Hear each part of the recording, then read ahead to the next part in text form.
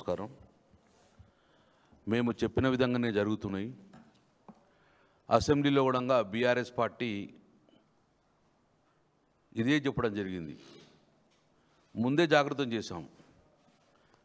మీరు 42% రిజర్వేషన్ ఇస్తా అని కామారెడ్డి డిక్లరేషన్లో చెప్పి గంపగుత్తగా బీసీ ఓట్లన్నీ కూడా కొల్లగొట్టి మీరు రాజ్యాధికారం చేపట్టారు. రేవంత్ రెడ్డి గారి ప్రభుత్వం మెజార్టీ బీసీ ఓట్లు తీసుకున్నారు. మీరు బీసీలు నమ్మిరు, మిమ్మల్ని అప్పుడు చేస్తారు అన్న నమ్మకంతో 3 నెలలనే చేస్తా అన్నారు అని చెప్పేసి నమ్మకంతో ఓటేశారు. ఈరోజు కూడా మళ్ళీ జీవో ద్వారానే మేము జీవో ద్వారానే ఈ యొక్క రాజకీయ ప్రక్రియ జరుపుతామంటుండ్రు. 42% మేము జీవో ఇస్తాము, జీవో ఇచ్చిన తర్వాత నేను ఎన్నికలకు పోతామని అన్నారు. నేను రేవంత్ రెడ్డి ప్రభుత్వం సూటిగా ప్రశ్నిస్తున్నాను.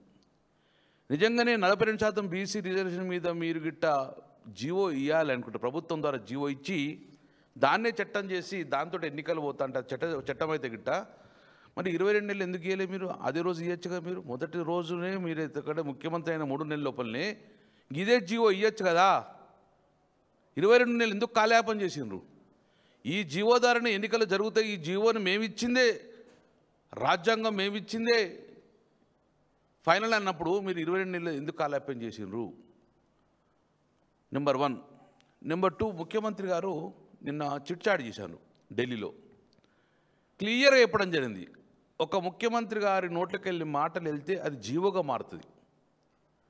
ఒక ముఖ్యమంత్రి గారు చిట్చాట్ చేసి ఏమన్నారు, సుప్రీంకోర్టు పరిధిలో బీసీ రిజర్వేషన్ చట్టం ఉన్నది కాబట్టి మేము సుప్రీంకోర్టులో తేల్చుకుంటాము, తెలుసుకున్న తర్వాతనే 42% బీసీలకు రిజర్వేషన్ ఇచ్చి ఎన్నికలకు పోతామని చెప్పి ఒక వర్డ్ మాట్లాడిండు. వచ్చిన 2 రోజుల లోపలనే మళ్ళా జీవో ఇద్దామంటున్నారు. జీవోతో సాధ్యం కాదు కదా.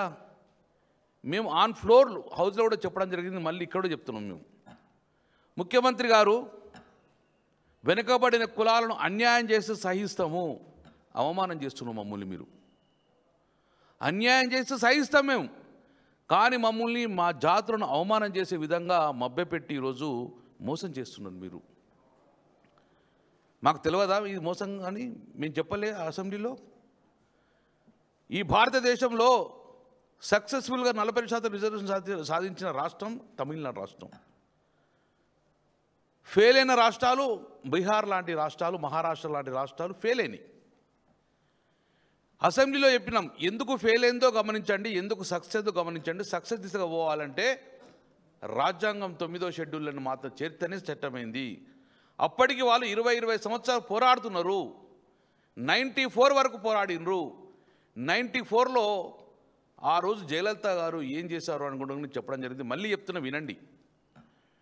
94లో పివి నరసింహరావు గారికి జయలలిత గారు ముఖ్యమంత్రిగా వెళ్ళి వారితో పాటు ఆ రాష్ట్రంలో ఉన్న ప్రతిపక్ష నాయకులను ఎమ్మెల్యేలందరూ తీసుకెళ్ళి తనతో పాటు తన టైప్ రైటరు, తనతో పాటు తన అటెండర్ను, తనతో పాటు తన వంట సామాగ్రిని, తనతో పాటు తన ఫైళ్ళను తీసుకొచ్చి ఢిల్లీలో కూర్చున్నది.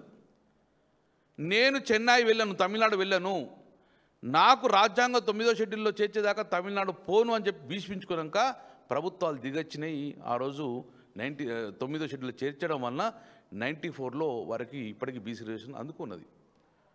బీహార్లో చట్టబద్ధంగా చేయలేని చెప్పేసి కోర్టు కొట్టేసింది, మహారాష్ట్ర కొట్టేసింది. ఈరోజు మీరు 42% వారు జీవో ఇస్తే కూడా సేమ్ అదే జరుగుతుంది. ఇది జరగద్దని మేము కోరుకుంటున్నాము. ఈ స్థానంలో మేము కూర్చున్నామంటే మా భవిష్యత్తు మా కోసం కాదు, మా పిల్లల భవిష్యత్తు ఆధారపడి ఉన్నది మా మీద. మేము తప్పు చేస్తే వాళ్ళు సహించరు. డెఫినెట్గా మేము డిమాండ్ చేస్తున్నాం రేవంత్ రెడ్డి గారిని. మళ్ళీ చెప్తున్నాను, అవమానం చేస్తే సహిస్తాము, అన్యాయం చేస్తే సహిస్తాము, కానీ అవమానం చేస్తున్నావు కాబట్టి మీరు 42% బీసీ రిజర్వేషన్ కావాలంటే డెఫినెట్గా ప్రధానమంత్రి దగ్గరికి వెళ్ళాలి. ఇది ఒక్కటే సొల్యూషన్. ప్రధానమంత్రి ఆ రోజు పివి నరసింహరావు గారి దగ్గరికి ఎట్లయితే జయలలిత సాధించుకున్నదో ఈరోజు మీరు దగ్గర 50 సార్లు మీరు ఢిల్లీకి వెళ్ళినరు. ఏ ఒక్కరోజు ప్రధానమంత్రిని మీరు కలవలేదు బీసీ రిజర్వేషన్ గురించి.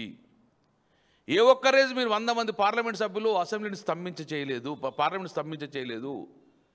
ఏ రోజు కూడా పార్లమెంట్లో మీ నాయకుడు మాట్లాడలేదు, మేము ఎంపీలు మాట్లాడతారంటే డెఫినెట్గా మమ్మల్ని మోసం చేసిరు, అన్యాయం చేసినారు.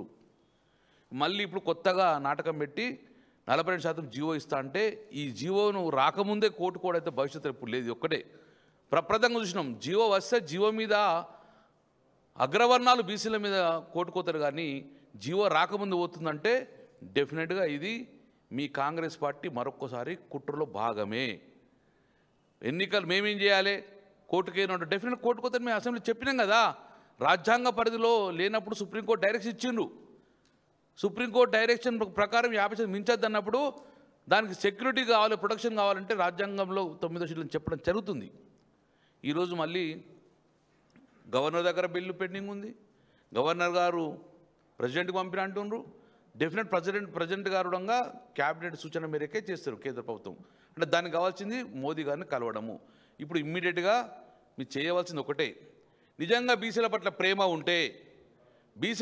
ప్రేమ ఉంటే ఇమ్మీడియట్గా మీరు అఖిలపక్షాన్ని అన్ని పార్టీలు పిలిచి ఢిల్లీకి వెళ్దాం పండి. ఢిల్లీ నుంచి కదిలేది లేదు, ఇక్కడ చేసేది కూడా మీరు ఏం లేదు కాబట్టి ఢిల్లీ నుంచి కదిలేది లేదు. ప్రధానమంత్రి ఇంటిగారు కూర్చొని బీసీ రిజర్వేషన్కు వారు క్యాబినెట్లో నిర్ణయం చేసుకొని పార్లమెంట్లో పెట్టేదాకా రేవంత్ రెడ్డి గారు దయచేసి మీ మంత్రి మండలి మేము అందరం కూడా అక్కడ ఢిల్లీ నుంచి కదిలేదు. అప్పుడే దీనికి సాధ్యమవుతుంది. కానీ జీవో ఇస్తాము, ఈరోజు ఎలక్షన్కి పోతామంటే మీరు 2 రోజుల ముందు మాట్లాడిన కట్టుబడి ఉండండి. రేవంత్ రెడ్డి గారు 2-3 రోజులు ఢిల్లీలో ఉన్నది మాట్లాడండి. సుప్రీంకోర్టుతో కొట్లాడుకుంటాము, 42% బీసీలకు రిజర్వేషన్ ఇచ్చిన తర్వాతనే మేము ఎన్నికలకు పోతామన్న మాట మీద నిలబడండి. కానీ జీవో ఇచ్చి ఆ జీవో కొట్టేసి మళ్ళీ 42% తగ్గించడం ఎన్నికలకు పోతే తీవ్ర రూపం దాల్స్తుంది. మరో తెలంగాణలో ఉద్యమం జరుగుతుందంటే అది బీసీ ఉద్యమం జరుగుతుంది. కాబట్టి ఇప్పటికే ఖబర్దారు చెప్తున్నాయి. మొన్న కూడా చెప్పాను నేను, ఈ కాంగ్రెస్ పార్టీ ఒక పులి మీద స్వారీ చేస్తుంది. బీసీ అనే రిజర్వేషన్ పులి మీద స్వారీ చేస్తుంది. ఆ పులి మీద దిగడము మీరు సునాయాసంగా దిగాలంటే కేవలం రిజర్వేషన్ లేకుంటే మీరు అనవసరంగా దిగితే మాత్రం డెఫినెట్గా పులి మిమ్మల్ని మింగేస్తుంది. మేము ఆ రోజు చెప్తున్నాం, ఈరోజు చెప్తున్నాం. ఎవరో జీవో ఇస్తే సరిపోతుందంటే కాదు, కానీ బీఆర్ఎస్ పార్టీ స్టాండ్ ఫస్ట్ నుంచి ఇదే చెప్తున్నాము. రాజ్యాంగ పరిధిలో ఉన్న అంశం ఇది, డెఫినెట్గా మీరు 9వ షెడ్యూల్లో చేర్చాలి అని చెప్తున్నాం. దాని మీద కట్టుబడి ఇప్పుడు ఎలక్షన్ తొందర ఏం లేదు. మీ పక్క రాష్ట్రం ఉన్నది కర్ణాటకలో 3 సంవత్సరాలే, ఇంతవరకు వాళ్ళకి బీసీ రిజర్వేషన్ లేదు, ఇంతవరకు ఎన్నికలు పోలేదు. ఆ రోజు కూడా తమిళనాడులో చాలా వెయిట్ చేశారు ఈ రిజర్వేషన్ కోసము. మీరు కూడా ఇప్పుడు వెయిట్ చేయండి. డెఫినెట్గా 42% రిజర్వేషన్ వచ్చేదాకా మీరు వెయిట్ చేయండి. కానీ మమ్మల్ని అవమానం చేయకమని చెప్పేసి రేవంత్ రెడ్డి గారిని మేము సూటిగెత్తున్నాము. మీరు అసెంబ్లీలో మొన్న మాట్లాడారు, 42% ఇచ్చినాకనే పోతామన్నారు. కానీ జీవో ఇచ్చిపోతే మాత్రము తీవ్ర పరిణామం ఉంటాయని చెప్పి మేము హెచ్చరిస్తున్నాం.